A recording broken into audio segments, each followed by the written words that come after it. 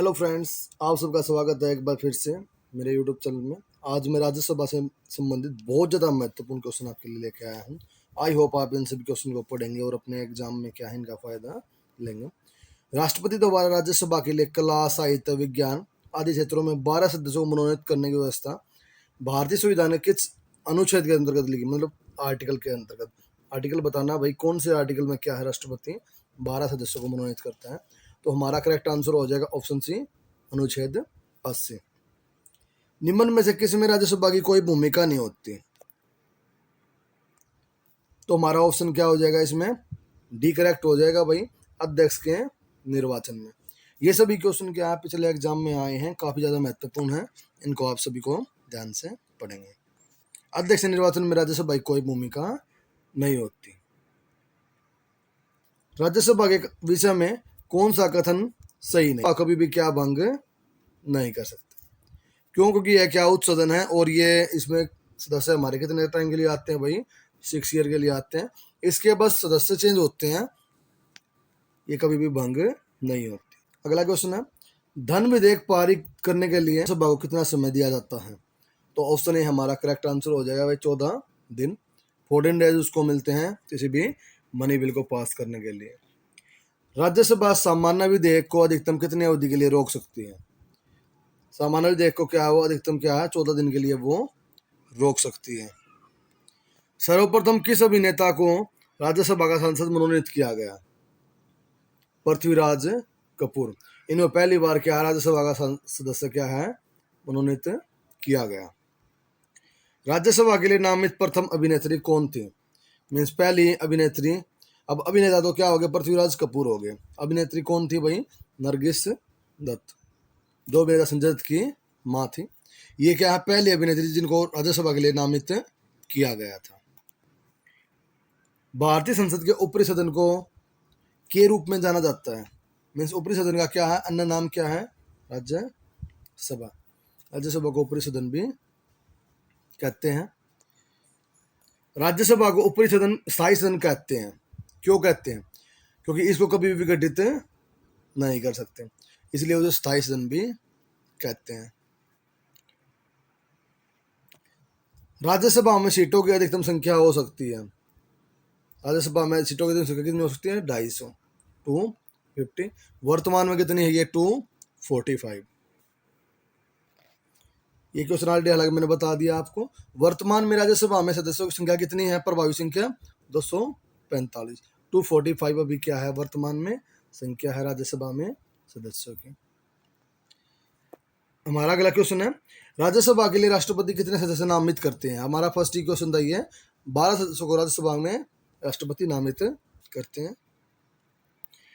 राज्यसभा में प्रतिनिधित्व होता है राज्यों का, संसद प्रदेशों का, उपयुक्त दोनों का। तो इसमें क्या होता है हमारा? उपयुक्त दोनों का। जिन जनसंघ क्षेत्रों में विधानसभाएं नहीं होती उनके प्रतिनिधि किस प्रकार चुने जाते हैं? तो वहां पर क्या हो जाएगा? विशेष निर्वाचक मंडल द्वारा। भाई इसका आंसर क्या हो जाएगा? ऑप्शन ए, विशेष निर्वाचक मंडल द्वारा सभा में सदस्यों का निर्वाचन होता है। तो हमारा करेक्ट ऑप्शन हो जाएगा आनुपातिक प्रतिनिधित्व प्रणाली के अनुसार एकल संगणनीय मत पद्धति द्वारा। हमारा अगला प्रश्न है, निम्न में से किस संघ शासित क्षेत्र का राज्यसभा में प्रतिनिधित्व है? मीन्स हमारे दो है ये यहाँ पे, दिल्ली और पुदुचेरी, दोनों के मेंबर हमारे क्या हैं राज्यसभा के अंदर हैं। निम्नलिखित राज्यों में से किसी राज्यसभा में समान प्रतिनिधित्व प्राप्त है? तो हमारा करेक्ट ऑप्शन हो जाएगा ऑप्शन बी, मध्य प्रदेश और गुजरात। हमारा अगला प्रश्न है, बिहार की लोकसभा की 40 सीटें हैं, तो राज्यसभा में बिहार में कितनी सीटें हैं? तो हमारा करेक्ट ऑप्शन हो जाएगा 16। ऑप्शन डी हमारा करेक्ट आंसर हो जाएगा कि भाई लोकसभा में बिहार में कितनी सीटें हैं? 40, और राज्यसभा में कितनी होगी यहाँ पे? 16। राज्यसभा में सर्वाधिक प्रतिनिधित्व के आधार पर राज्यों का अवरोही क्रम। आरोही क्रम क्या होता है? बढ़ता क्रम होता है, और अवरोही क्रम क्या होता है? उतरता क्रम। तो ये हमारा करेक्ट ऑप्शन हो जाएगा भाई इसमें ऑप्शन ए, उत्तर प्रदेश, महाराष्ट्र और तमिलनाडु। ये हमारा क्या है? करेक्ट उत्तर हो जाएगा। उत्तर प्रदेश में हमारी सीट है भाई यूपी में 31। कितनी सीट है हमारी? 31। ऐसे ही महाराष्ट्र के अंदर कितनी सीट है भाई हमारी 19। और लास्ट में हमारा क्या है तमिलनाडु, उसके अंदर हमारी कितनी सीट है 18। और इसके बाद हमारे 3 स्टेट आते हैं भाई, 2 state B+W, Bihar plus West Bengal, दोनों में हमारे क्या है भाई 16-16 हमारे राज्यसभा के सदस्य हैं। तो मैं रिपीट कर रहा हूँ इन बातों को। यूपी में हमारे कितने सदस्य हैं 31, महाराष्ट्र में 19, तमिलनाडु में 18, बिहार और वेस्ट बंगाल दोनों में ही हमारे कितने हैं, पश्चिम बंगाल में 16-16 हमारे कैंडिडेट हैं। हमारा अगला प्रश्न है, राज्यसभा में चुनाव हेतु एक अभ्यर्थी की आयु कम से कम होनी चाहिए। कम से कम कितनी होनी चाहिए भाई उसकी 30 साल उसकी आयु होनी चाहिए, 30 ईयर भाई। 30 ईयर के बाद ही क्या हो एक राज्यसभा का सदस्य बन सकता है। अगला क्वेश्चन ये सेम रिपीट हो गया भाई। न्यूनतम आयु हमारी कितनी बताई थी आपको मैंने 30 ईयर। राज्यसभा में चुनाव के लिए कितनी होनी चाहिए, राज्यसभा के सदस्य का कार्यकाल कितना होता है 6 वर्ष भाई, 6 ईयर होगा, ठीक है। और हमारे इसमें से क्या 1/30 मेंबर है ना, 1/3 मेंबर है, वो हर एक 2 साल के बाद क्या है रिटायर हो जाएंगे और उनके जगह क्या नए मेंबर आ जाएंगे। हमारा अगला प्रश्न है, राज्यसभा के सदस्य चुने जाते हैं मीन्स वो क्या कितने साल चुने जाते हैं, ऑलरेडी क्वेश्चन मैंने करवा दिया भाई, वो 6 साल के लिए चुने जाते हैं। राज्यसभा के 1/3 सदस्य प्रत्येक कितने वर्ष के बाद सेवानिवृत्त होते हैं और नए सदस्यों का स्थान लेते हैं। तो ये क्वेश्चन भी ऑलरेडी मैंने करवा दिया आपको। 2 साल के बाद क्या हमारा 1/3 सेवानिवृत्त होते हैं, मतलब वो रिटायर होते हैं और उनके जगह पर नए सदस्य आते हैं। लोकसभा और राज्यसभा में गणपूर्ति कोरम में कम से कम कितने मेंबर होने चाहिए कि उनकी कार्यवाही शुरू हो गई। तो ये हमारे यहाँ थोड़ा मिस्टेक हो गई थी, कम से कम क्या 1/10 मेंबर वहाँ पे प्रेजेंट होने चाहिए लोकसभा या राज्यसभा की कार्रवाई को शुरू करने के लिए। अब राज्यसभा की सदस्य संख्या कितनी थी भाई, आपको मैंने बताया था ऑलरेडी 250 भाई, मैक्सिमम कितनी है 250। तो 250 या 1/10 कितना हो गया भाई, 1/10 हमारा कितना हो गया यहाँ पे 25 मेंबर। कम से कम 25 मेंबर क्या हमारे होने आवश्यक है, तब राज्यसभा की क्या है कोरम या हमारा गणपूर्ति पूरी होगी। तो 25 मेंबर उपस्थित होने उसमें जरूरी है। राज्यसभा को भंग करने का अधिकार होता है, तो राज्यसभा कोई भी भंग नहीं कर सकता। इसमें क्या है, इनमें से कोई भी नहीं है हमारा करेक्ट आंसर हो जाएगा भाई। करेक्ट ऑप्शन हमारा क्या हो जाएगा, ऑप्शन डी हमारा करेक्ट हो जाएगा। राज्यसभा कोई भी भंग नहीं कर सकता, ना राष्ट्रपति, ना उपराष्ट्रपति, ना उच्च न्यायालय, कोई भी इसको भंग नहीं कर सकता।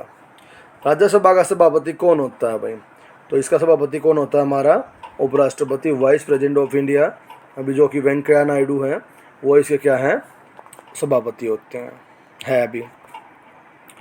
किस सदन में अध्यक्ष उस सदन का सदस्य नहीं होता भाई, हमारा कौन सा सदन है 4 में से जिसका क्या है अध्यक्ष उस सदन का सदस्य नहीं होता, लोकसभा, राज्यसभा, विधानसभा और विधान परिषद। तो हमारा करेक्ट आंसर क्या हो जाएगा राज्यसभा, क्योंकि वाइस प्रेसिडेंट क्या है इसका एक हिस्सा नहीं होता, फिर भी वो इसका हेड होता है। राज्यसभा के सभापति चुनाव कौन करता है, लोकसभा और राज्यसभा के सभी सदस्य मिलकर क्या है राज्यसभा के सभापति चुनाव करते हैं। हमारा अगला प्रश्न है, राज्यसभा का सभापति उसका चुनाव कौन, रिपीट हो गया भाई ये दोबारा, लोकसभा राज्यसभा सदस्य द्वारा संयुक्त रूप से वो चुना जाता है। ये हमारे वीडियो क्वेश्चन आ गए यहाँ पे। निम्न में से किसकी अध्यक्षता ऐसे सदस्य द्वारा की जाती है, मीन्स कौन सा ऐसा ग्रुप है जिसका अध्यक्ष क्या होता है उसका सदस्य नहीं होता। ये क्वेश्चन भी हमारा रिपीट हो गया राज्यसभा का। अगला क्वेश्चन है, राज्यसभा धन विधेयक पर अपनी सहमति कितने दिनों तक रोक सकती है, मीन्स जो हमारा क्या मनी बिल है, मनी बिल के ऊपर क्या कितने दिन तक वो सहमति नहीं दे सकती भाई, रोक सकती उस बिल को 14 दिन के लिए। 14 डेज को अगर वो उस बिल को नहीं देती उसके ऊपर सहमति है सहमति, तो उस बिल को क्या है ऑलरेडी पास माना जाएगा। हमारा अगला प्रश्न है, लोकसभा द्वारा पारित बिल या विधेयक राज्यसभा द्वारा पारित मान लिया जाता है यदि उच्च सदन उस पर किसी भी समय सीमा में कार्य संपादन न करे। तो हमारा क्या हो जाएगा भाई 14 दिन के अंतर्गत, मैंने ऑलरेडी आपको बताया था, ये हमारा आंसर होगा। वो 3 अप्रैल 1952 को। और राज्यसभा के गठन के बाद उसकी जो पहली बैठक हुई वो तारीख आपसे कई बार एग्जाम में पूछी गई है और पूछी भी जा सकती है। तो ये क्या होगा 13 मई 1952 को क्या उसकी पहली बैठक हुई। इसके लिए आपको छोटी ट्रिक है भाई, ध्यान दे सकते हैं भाई, 3 अप्रैल 13 अप्रैल कितना गैप है भाई यहाँ पे 10 दिन का। तो हमारा क्या हो जाएगा भाई, 1 महीने 10 दिन के बाद क्या उसकी बैठक हुई थी भाई, 1 महीना 10 दिन, यानी कि 1 मंथ और 10 डे के बाद। तो 3 अप्रैल को राज्यसभा गठन हुआ और 13 मई को हमारी क्या उसकी पहली बैठक हुई थी। हमारा अगला प्रश्न है, राज्यसभा से जो चुनाव होता है एकल संक्रमणीय मत पद्धति द्वारा, ये मैंने आपको वीडियो में करवा दिया था पहले ही। राज्यसभा के सदस्य चुने जाते हैं विधानसभा के निर्वाचित सदस्यों द्वारा। मीन्स जो हमारा स्टेट असेंबली होती है उनके सदस्य क्या है, वोटिंग करते हैं हर एक स्टेट के लिए। आपको मैंने बताया सबसे ज़्यादा कहाँ पे हैं, यूपी में 31 सीट, उसके बाद कहाँ पे है, महाराष्ट्र में 19 सीट, और उसके बाद तमिलनाडु में 18 सीट, और हमारे हरियाणा में यहाँ पे, हरियाणा के अंदर कितनी है भाई, 5 सीट है। नेक्स्ट, राज्यसभा में कितने सदस्य 2 वर्ष बाद सेवानिवृत्त होती है भाई, आपको मैंने ऑलरेडी करवा दिया भाई, 1/3 सदस्य क्या सेवानिवृत्त हो जाते हैं। अब मैं आपको प्रधानमंत्रियों के बारे में बताऊंगा जो कि पहले राज्यसभा सदस्य थे और बाद में वो प्रधानमंत्री बने।